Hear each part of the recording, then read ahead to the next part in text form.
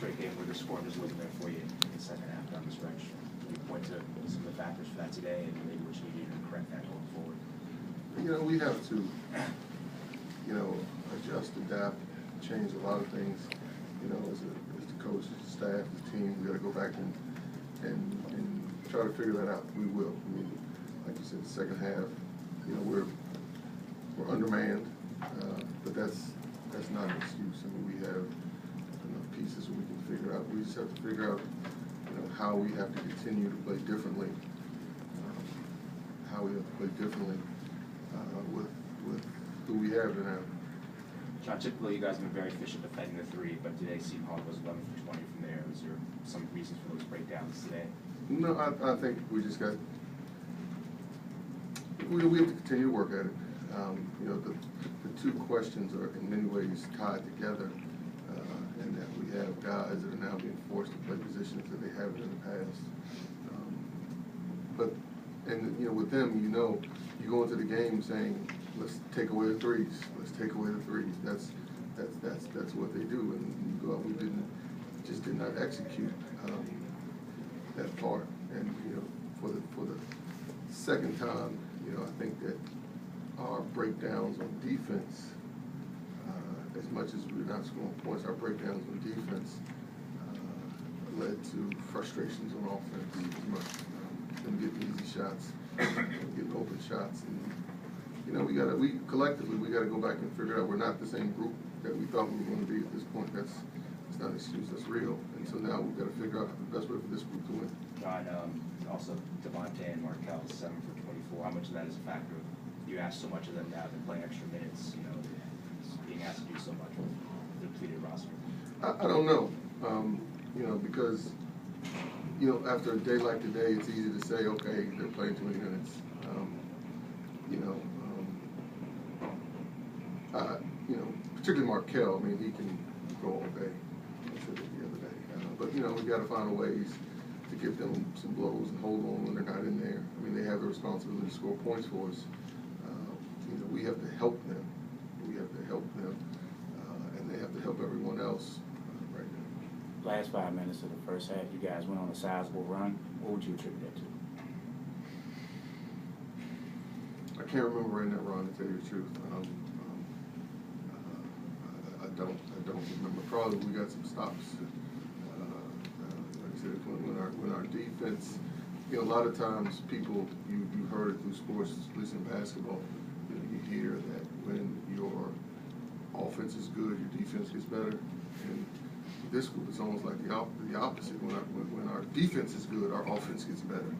And so we got to find out ways to play better defense, and then together we'll figure out you know, how we're going to improve.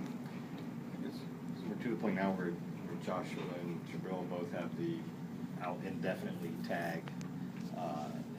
It's pretty much the group you got to win with now. I mean, are you expecting any buybacks soon? I don't know. Jabril's not going to be back anytime soon. Right. And what that means, I don't know, but it's going to be weeks before he's back. And we don't know about Josh. And so, like I said, we got to, besides the depth issue, there's 2 starters. You're out, and so we got to figure out. We can and we will figure it out. But it's, you know, we totally have to adjust everything that we do. How much did the return of GT change the complexion for Seton Hall, how they play? Well, and that's another thing. So let's talk about them for a little bit. You know, they're at full strength now. You know, with Teague back, Fuquan seems to have a lot more pep in his step. He seems much more healthy today than he has been in watching on tape. So they're a much different team. You know, definitely with Teague back in the game, because he can control so much down in the paint, and then with Edwin at 100%. Or I can't speak for him, but it seemed like he was much more closer to 100% than he has been. They're a much different team. I think they were at full strength today, but they're a much different team. Probably not much consolation. Their coach was just saying that you're going through now what he just went through, trying to figure out how to win without 2 or 3 starters. Good. I don't want to go through it. I'm glad he went through it, but Coach, I'm not here. Coach, what did you think of Mikel's play today? I thought Mikel played with an energy and a passion that I probably have never seen him play with. And, you know, told him walking down the hall, we wasted what may have been his best game in his career. You know, because I thought, the kid had 15 rebounds. And if he can do that, that's, when you start talking about what we need to adjust, what we need to change, who needs to step up. I mean, if he can play with that energy and that passion, that's a step towards what we have to figure out. Mikhail, obviously not the results you wanted today, but you're playing 15 career on 15 rebounds, 11 points. You both filled up the stat line. Just your thoughts on how you performed today. Just came out there being aggressive. This year I really focused on attacking the glass, offensively and defensively. But it wasn't good enough. The team, they still got 15 offensive rebounds, which we can't allow to happen. And those offensive rebounds led to wide open 3-point shots. So we just have to focus on crashing the boards a lot better and closing out. Mikhail, what changed for you guys offensively those last 10 minutes? The ball wasn't going in the basket. Guys were still getting open looks, but we just couldn't hit the open shots. With the way teams play defensively, playing off me and Nate, it makes the offense not run as smoothly as possible. So we just have to work on that in practice. Something that we got to get better at. John, you started Aaron in the second half. Thoughts on why you made that change? It just made sense. I mean, we don't have to make it a big deal.